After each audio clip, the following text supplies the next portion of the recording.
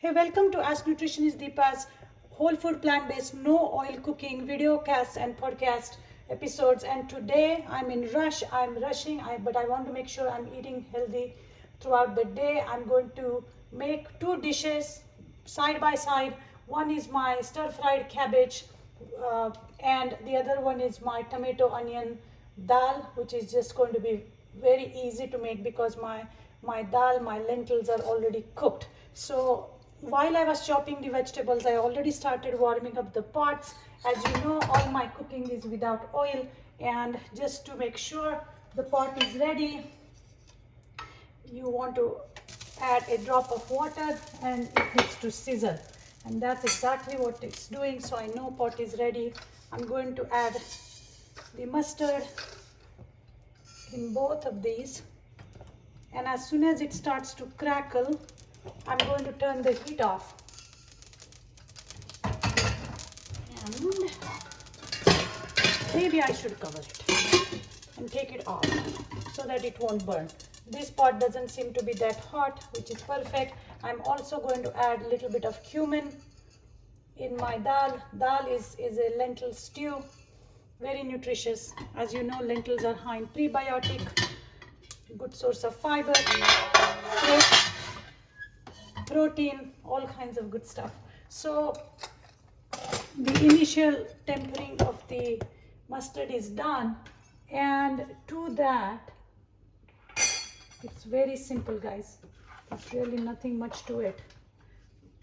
I'm going to add the shredded cabbage. So basically, I'm going to stir fry some cabbage.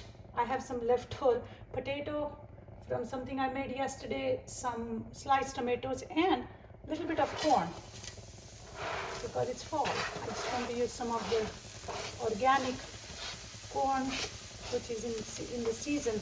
So as you can see, the cabbage is in, and this is going to be easy. Now, let me talk briefly about the health benefits of cabbage. Believe it or not, high in vitamin C and anti-cancerous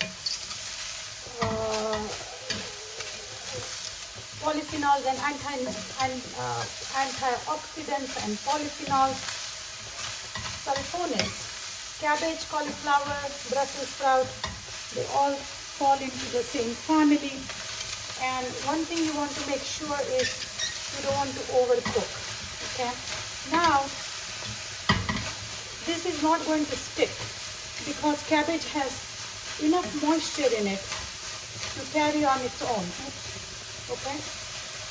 So I'm just going to let it hang for a few minutes. And now this tempering is done. So I'm going to add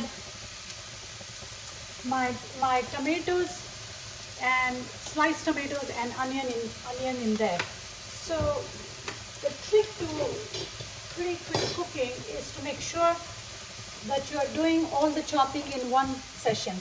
So every 3 days or so, I chop bunch of onions and tomatoes. Some of them I dice, some of them I slice, and that's if I want diced ones, I have the diced tomatoes. If I need sliced ones, I have sliced. And then I make one stir fry where I just put everything in. So that's exactly what is happening here. I sliced my cabbage. You would wonder why this potato is red, because it was hanging around with a piece of beet. I use a lot of beet during fall because it's so good for us. Beets help us dilate our blood vessels, so helps with increase intake, increase supply of nitric oxide, which helps with reducing your blood pressure or hypertension. Anyway, so this is coming along well together. I'm quickly going to go and get some chilies.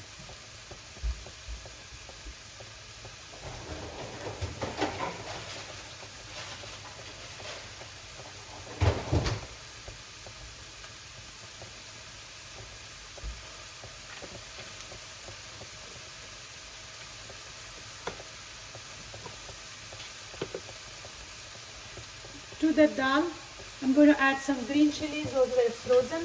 I freeze my chilies so that I don't have to worry about them getting bad or rot. One thing we all should try to do is to avoid food waste. Okay. Now this cabbage, as you can see, has shrunk down quite a bit, and it is not sticking to the pot, which is really great. And just to infuse a little bit of flavor, I'm going to sprinkle some vegetable broth. Now you can make your vegetable broth at home just by boiling the trimmings of all the vegetables and skin of the onions and garlic and all that stuff. It's very easy. Sometimes if I have time I do it, but just like you all, I'm also struggling with time. But the key to meal planning is to make things simultaneously, and that's what I'm doing right now. So this onion and tomato is pretty well cooked. I'm also going to sprinkle a little bit of broth in my dal, just to make sure that nothing is sticking and I pick up all the flavor of that caramelized onion and tomatoes. Ooh, the chilies they smell spicy, which is awesome. Because one thing I want to do when I'm busy is eat boring food and be stressed out about it. That's not what cooking should be about. And now what I'm going to do is add some chopped tomatoes and a little bit of frozen corn.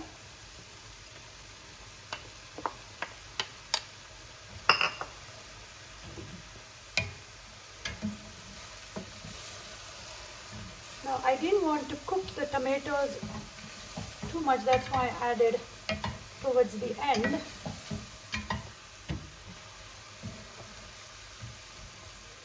And this is cooking quite well. And now it's time to season both of these dishes. So for the cabbage, I'm going to go very basic. My good old turmeric, anti-inflammatory, antibacterial, beautiful looking color. I'm going to add some cayenne. Look, this dish already looks so beautiful. I'm going to add some cumin powder. Now if you start hearing that sizzle has stopped, you want to increase the heat a bit. And I'm going to add some coriander powder.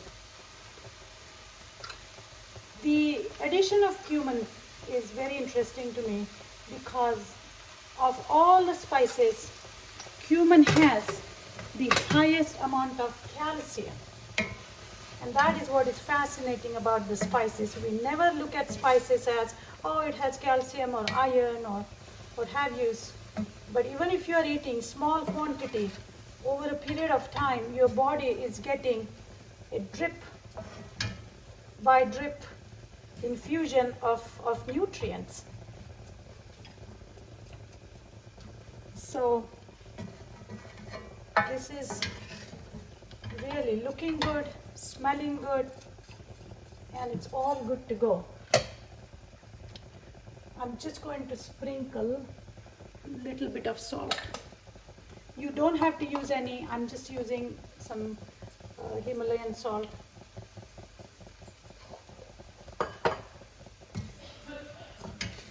And just going to hang it here for a few minutes. My wild rice is already ready. I cooked that in bulk. Now let's give some love to this dal. What should I add in there? Oh yeah, I'm going to add my dal masala. So my dal masala is basically a combination of some seed and nut, a little bit of coconut. So in here I have some pumpkin seeds, some coconut, sesame seed, little bit of tamarind. If you don't have tamarind, you can use lemon juice at the end. It has some red chilies, and some coriander and cumin, whole cumin and coriander, and it is all ready to go. I'm just going to sprinkle, oh, I don't know, 2.5 teaspoons of that in there, and mix this in really well, and add my cooked lentils. Now at home, if you don't have if you have pink lentils, you can use pink lentils. You can have you can put your brown lentils. I'm using the traditional Indian lentils, the tur dal, and I'm just going to let these lentils mingle with all the spices and tomatoes and the chili. I'm not going to add any extra spice to this, because between the chili and the spice in the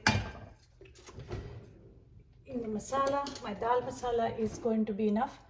You will have the recipes in the note section, or you can text us at 630-686-7300 and send us your name, and we will send you the recipes to your email address. This cabbage is done, my friends. As soon as I added some salt, it just got done. It hasn't changed its color, but it's just al dente cooked. I don't like to overcook my vegetables and kill all the nutrients. And that's that. The only ingredient that is left to add in that is our lemon.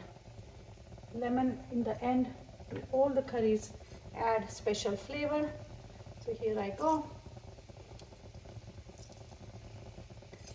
And to get more nutrients out of lemon, I'm going to sneak in this lemon peel in there, because the peel of the lemon has even more nutrients than the juice. A lot of cleansing properties. That's why we use lemon zest or orange zest in traditional cookings, in traditional recipes.